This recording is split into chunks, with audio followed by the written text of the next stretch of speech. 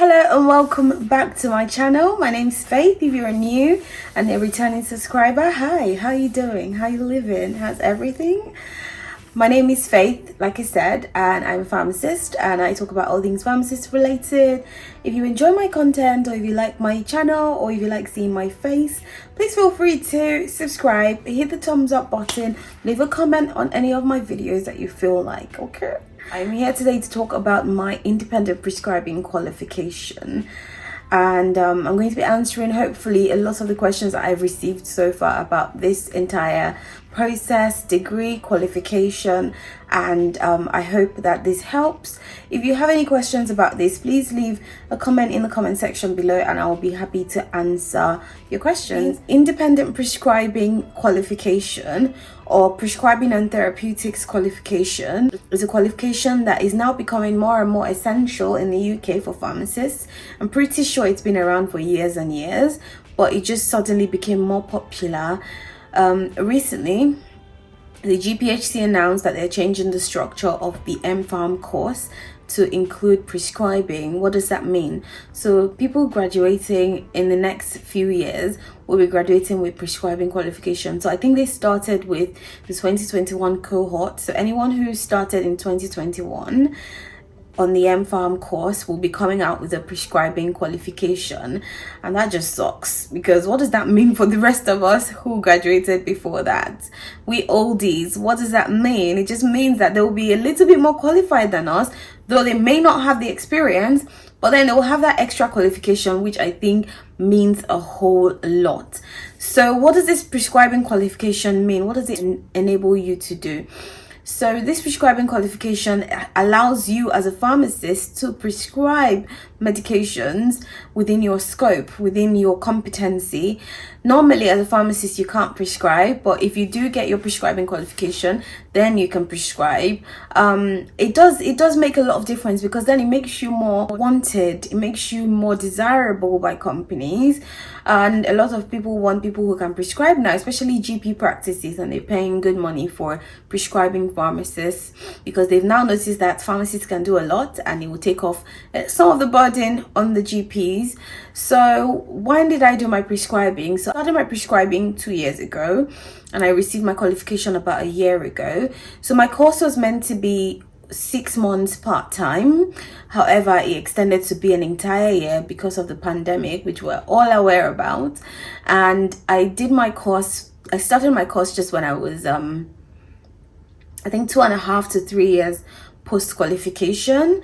The main reason why I went to do it is because I'm someone who does not like to be stagnant. Like, if I've done something for a few years, I'm going to need some new sort of stimulation. Like, I need some mental stimulation, I need something a little bit different, I need some new learning, I needed to feel exciting again. And I had been a pharmacist for going on 3 years and I was like, I need a little bit of something, I'm not quite sure what it is. And then my friend spoke about prescribing and I thought, oh, that's a good one, let me see if I can qualify. And I was literally just at the brink of qualifying for this degree, because as at the time I applied for it, you needed to have been at least 2 years post qualification. So that was good. The structure of the course is that you have classes, and then you have practical classes, you have classes where you're being taught, and then you have OSCEs, which you do things that are more hands-on. And the course also expects you to spend 90 hours with a clinician, a prescriber. When I did mine, it was a GP that had to be a clinician, so a doctor who works in general practice or in a doctor's surgery, that was at least a few years post qualification and that they had some sort of training experience under their belt. It's not easy to find a GP that would sponsor you or that would let you shadow them, because a lot of the time the GPs don't get anything in return for this, which is why it's best when you get a job and then you ask them to sponsor your prescribing, because they would most likely be able to attach you to a GP in their own system and there's sort of something coming out of it for them, so they'll be willing to do it. When I did mine and I had to find a GP to shadow, it was hellish. You were emailing a lot of GPs, just telling them all these things about yourself and why they should allow you to shadow them and what you can bring to their lives and how you can help them. Because at the end of the day, let's be honest, nobody wants to do work for free. Like, nobody wants to do work for free, and this was pretty much you asking them to do free work. So I managed to get a GP that I would shadow. I was so lucky with this because where I worked at the time was attached to a GP surgery, and the GPs there, one of the partners and the managers of the GP surgery were close to my manager who I worked with, and my manager really liked me, so she was able to put in a word for me. So I was able to get a GP, which I was so grateful for, and the GP was really instrumental. I was able to spend 90 hours with him or even more, and then after qualifying I spent another good number of hours just helping them do some things in the GP practice. Nowadays, a lot of practices, a lot of places hiring pharmacists are offering the potential for you to become an independent prescriber.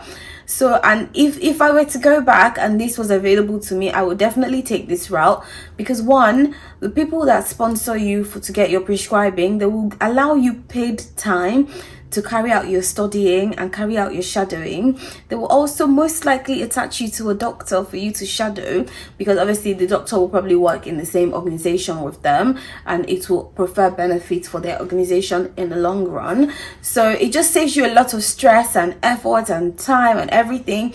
Don't get me wrong, I'm proud of myself for doing it, because it was tough. We did it, my friend and I did it.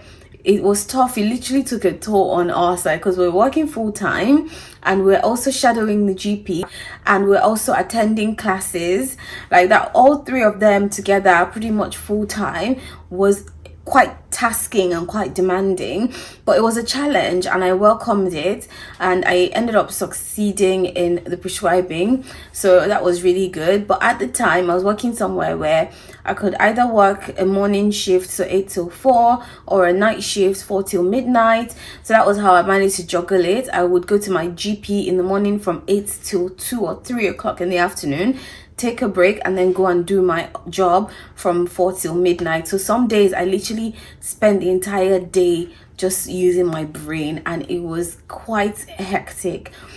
And finding time to study as well, finding time to do your coursework, your assignments, finding time to do a lot, finding time to go to classes was a lot. And it was definitely a welcome challenge. But if I would advise you, I would let you know that those places who are sponsoring, the jobs that would sponsor you to get your prescribing would probably be much better than doing it on your own, because one, they will most likely pay for your school fees, they will give you someone to shadow, they will give you time, paid time to actually take on this course, because at the end of the day it pays them in the long run, and then they will pay you more once you're qualified. How good is that?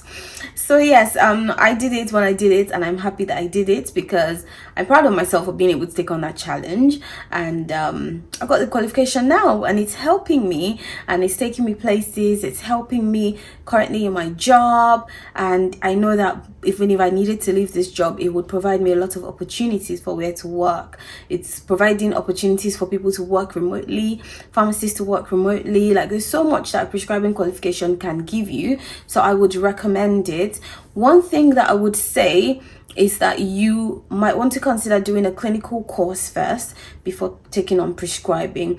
Why am I saying this? So a clinical course will almost sort of prepare you clinically to take on prescribing. Prescribing feels like it should be the end of the line, though you do get taught like therapeutics and stuff and clinical stuff in prescribing, but I feel like you would be a lot more grounded if you'd done, let me speak for myself. I would have been a lot more grounded if I'd done a clinical course first. I'm currently doing my clinical diploma, so it doesn't take away from the fact that you can always do it later on. But yeah, if you have the opportunity, do your diploma before you do your prescribing, or do a clinical enhancement course before you do your prescribing. That would really be good. What did I need to apply to this course? So I needed to ensure that I had a GP arranged, who is also called a designated medical practitioner, for you to shadow, for me to shadow. I needed to have one that had agreed to be my GP. The course cost less than £5,000 for a 6-month part-time course, and this was self-funded. I needed to send in an application, so you can't just jump on the course, you have to apply for it and be accepted. And then I needed to prepare a scope of practice that the GP that I was working with was happy with. The GP needed to be happy that he sees enough patients within that scope to be able to give me the amount of experience that I require. So your scope has to be like really narrow, so you can't just say, oh, asthma or blood pressure or UTI. So my personal scope was prescribing in lower uncomplicated urinary tract infections in women between the ages of 16 and 65. So that narrow, and this is just to make sure that you come out confident enough to prescribe within this scope.